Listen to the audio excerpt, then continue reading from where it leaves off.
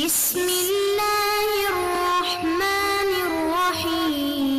اللہ الرحمن الرحیم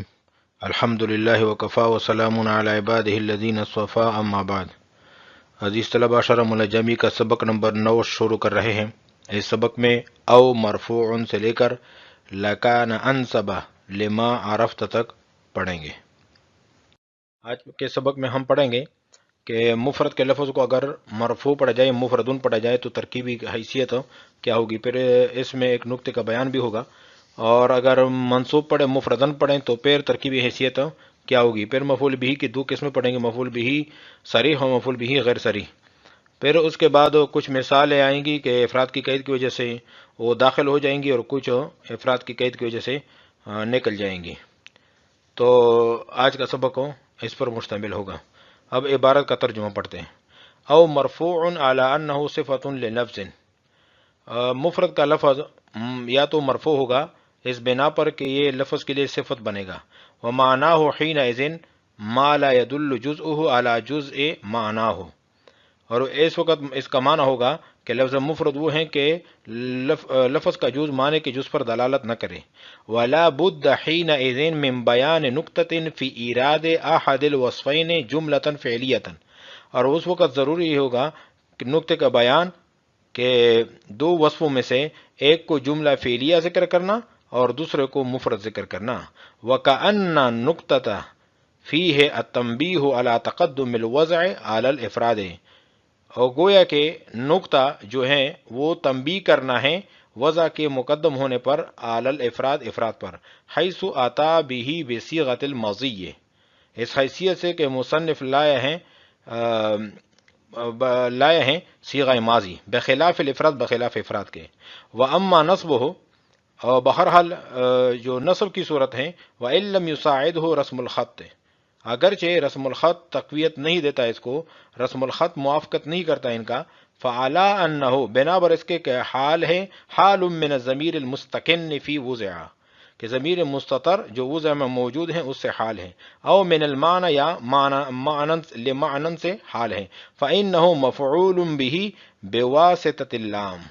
بے شک یہ مفعول بھی ہے لام کے واسطے سے۔ ووجہ صحتی، اور اس کی صحت کی وجہ یہ ہے کہ ان الوضع وان کان متقدما علی الافراد بحسب ذات، کہ اگرچہ وضع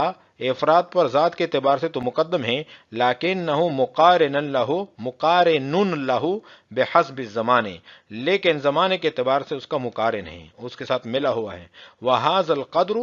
کاف لصحت الحالیت، اور اتنی ہی حیثیت کافی ہیں حال کے صحیح ہونے کے لیے۔ وقید الافراد لاخراج المرکبات مطلقا سواء کانت کلامیۃ او غیر کلامیۃ، اور افراد کی قید مطلق مرکبات کو نکالنے کے لیے ہے، چاہے وہ مرکبات تامہ ہو یا غیر تامہ۔ فیخرج به عن حد الکلمات مثل الرجل وقائمۃ بصری، الکلمہ کی تعریف سے افراد کی قید کی وجہ سے نکل گئے رجل کی مثال، قائمتن کی مثال اور بصریون کی مثال۔ وامثالها مما يدل جزء اللفظ منه على جزء معناه، اور ایس جیسی اور مرکبات جن کے لفظ کا جز معنی کے جز پر دلالت کر رہا ہے، لکنہ يعد لشدۃ الامتزاج لفظۃ واحدۃ، لیکن ان کو شمار کیا ہے تعلق کی مضبوطی کی وجہ سے ایک لفظ، وَأُعْرِبَ بِإِعْرَابٍ وَاحِدٍ، اور ایک ہی اعراب دیا گیا ہے، وَيَبْقَى مثل عبد اللہ علما داخلا فیہ، اور عبداللہ جو ہیں علم کے ہوتے ہوئے اس کلمے کی تعریف میں داخل ہیں، مع انہ معرب باعرابین، باوجود اس کے کہ یہ معرب ہیں دو اعرابوں کے ساتھ، یعنی عبد کا اپنا اعراب ہوتا ہے اور لفظ اللہ کا اپنا اعراب۔ ولا يخفى على الفطن العارف بالغرض من علم النحو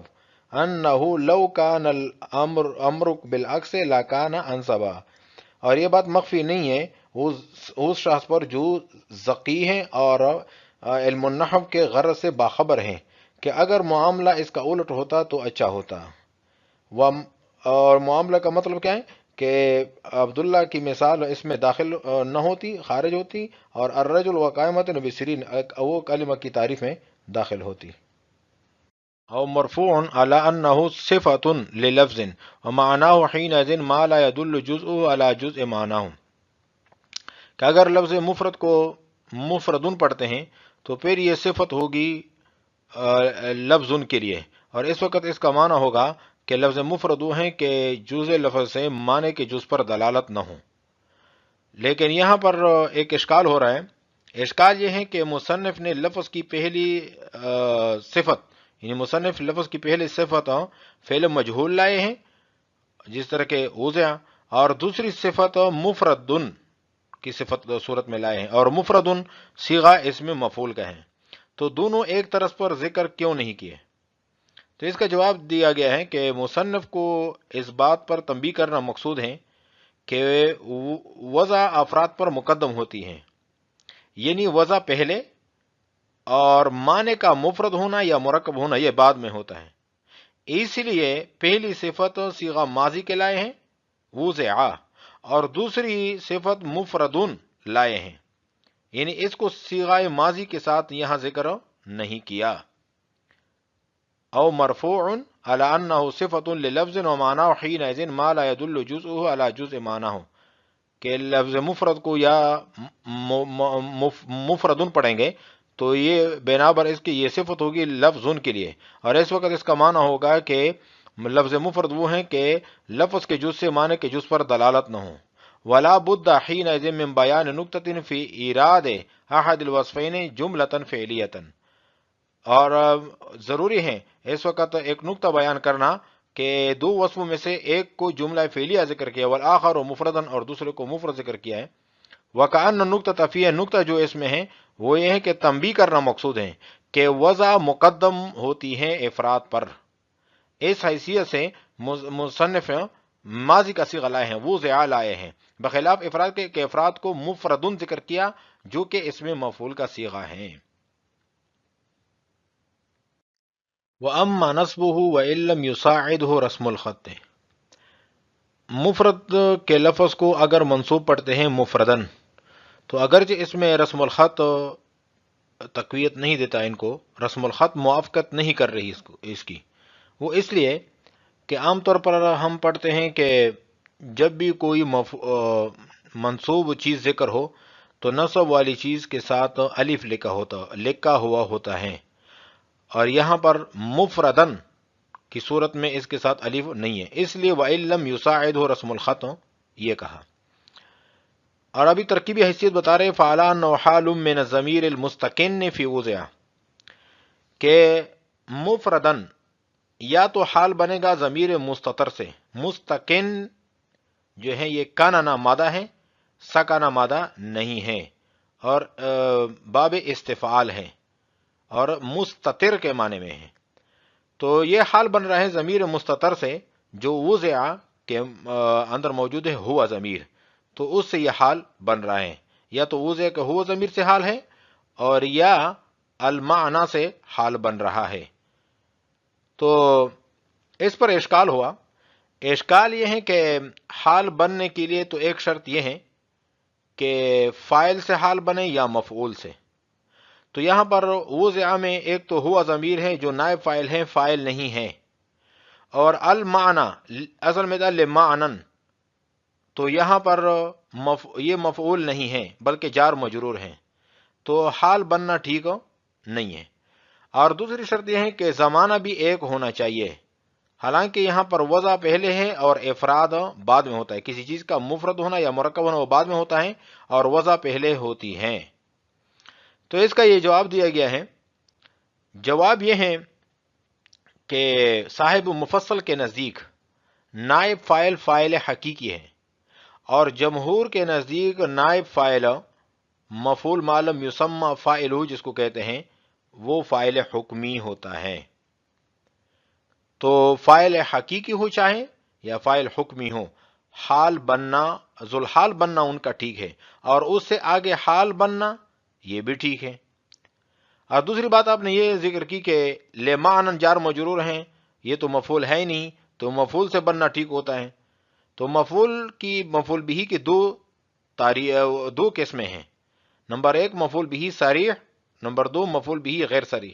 مفعول بھی صریح کہتے ہیں کہ جو مفعول بھی ہو حرف جر کے واسطے کے بغیر، یعنی حرف جر نہ ہو، مثال اقیم الصلاۃ، تو اقیم فعل فاعل ہے اور الصلاۃ مفعول بھی ہے بغیر حرف جر کے، تو اس کو مفعول بھی صریح کہتے ہیں۔ مفعول بھی غیر صریح کہ جو بواسطہ حرف جر کے مفعول بھی ہو، اس طرح کہ ربنا اغفر لنا ذنوبنا و اسرافنا ہم پڑھتے ہیں، تو یہاں پر ایک فیر لانا، ایک فیر امر کا صیغہ ہے، اس میں انت ضمیر فاعل ہے اور لانا جار مجرور بظاہر اس کے ساتھ متعلق ہیں، لیکن یہ اصل میں مفعول بھی غیر صریح ہیں، تو یہ حرف جر کے واسطے سے مفعول بھی غیر صریح ہیں۔ تو یہ بتا دیا کہ لمانن اصل میں مفعول بھی غیر صریح ہیں، لام کے واسطے کے ساتھ مفعول بھی ہے، لہذا حال بننا ان کا ٹھیک ہوا۔ دوسری بات آپ نے یہ ذکر کی کہ زمانہ ایک ہونا چاہیے، اور یہاں پر وضع پہلے ہوتی ہیں اور کسی چیز کا لفظ کا مفرد ہونا مرکب ہونا یہ بعد میں ہوتا ہے، تو اس کا جواب یہ ہے کہ وضع اگرچہ باعتبار ذات کے مقدم ہیں، وضع اگرچہ باعتبار ذات کے مقدم ہیں افراد پر، لیکن زمانے کے اعتبار سے دونوں ملے ہوئے ہیں۔ جیسا کہ آپ تالا کھول رہے ہیں، آپ نے ہاتھ میں چابی لی اور مقصود ہے کہ میں تالا کھول رہا ہوں، تو آپ نے چابی کو حرکت دی، تو حرکت کی وجہ سے وہ تالا کھول گیا۔ تو ابھی دیکھو کہ چابی کو حرکت آپ نے پہلے دی اور تالا بعد میں کھول گیا، تو ابھی دیکھو یہ ذات کے اعتبار سے تو ہاتھ کی حرکت اور چابی کی حرکت پہلے ہیں تالا کھولنے سے، لیکن تالے کا کھولنا اور چابی کو حرکت دینا یہ ایک ہی زمانے میں ہوا ہے۔ وَهَذَا الْقَدْرُ كَافٍ لِلصِّحَّةِ الْحَالِيَّةِ، اور اتنی ہی حیثیت کا ہونا یہ کافی ہیں حال کے صحیح ہونے کے لیے۔ وقید الافراد لاخراج المرکبات مطلقاً سواء كانت کلامیۃ و غیر کلامیۃ، افراد کی قید کی وجہ سے کیا فائدہ ہوا ہے، تو یہ بتانا چاہ رہے ہیں افراد کی قید کی وجہ سے مرکبات نکل گئے، چاہے وہ مرکبات تامہ ہو یا غیر تامہ۔ فیخرج بها عن حد الکلمۃ،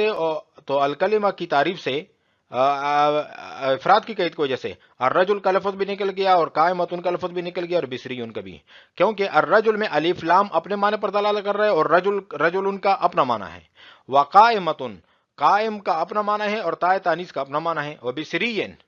اور بصرین یہ ایک بصرہ شہر ہے اس کی طرف نسبت ہے، تو بصرہ شہر اپنے معنی پر دلالت کر رہے ہیں کہ ایک شہر کا نام ہے، اور یا نسبت کے لیے تو یا کا اپنا معنی ہے، تو لہذا یہاں پر جز لفظ سے معنی کے جز پر دلالت ہو رہی ہے، لہذا یہ الکلمہ کی تعریف سے داخل ہو گئے،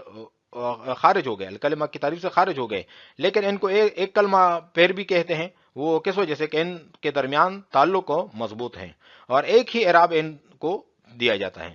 وَيَبْقَى مِثْلُ عَبْدِ اللَّهِ عَلَمًا دَاخِلًا فِيهِ، بس عبداللہ کی مثال رہ گئی ہے، یہ علم کی وجہ سے اس میں داخل ہے، اگر علم نہ ہوتا مضاف الیہ مقصود ہوتا تو پھر یہ الکلمہ کی تعریف میں داخلہ نہ ہوتا۔ مع انہ معرب باعرابین، باوجود اس کے کہ ان کا اعراب بھی الگ الگ ہے، عبد کا اپنا اعراب ہے اور لفظ اللہ کا اپنا اعراب ہوتا ہے۔ ولا يخفى على الفطن العارف بالغرض من علم النحو، اور یہ بات مخفی نہیں ہے اس طالب علم جو ذکیب ہیں، ذہین ہیں اور علم النحو کے غرض سے باخبر ہیں کہ انہ لو کان الامر بالعکس لکان انصبا، کہ اگر بات اس کے الٹ ہوتی تو زیادہ بہتر ہوتی ہے کہ عبداللہ الکلمہ کی تعریف میں داخل نہ ہوتا اور الرجل وقائمۃ بصرین یہ الکلمہ کی تعریف میں داخل ہوتے، تو یہ زیادہ بہتر ہوتی، کیونکہ علم النحو کا غرض کیا ہے؟ تعریف احوال اواخر الکلم الثلاث من حیث الاعراب والبناء وکیفیت ترکیب بعضها مع بعض، اور دوسری بات یہ ہے کہ وصیانۃ الکلام عن الخطأ اللفظی،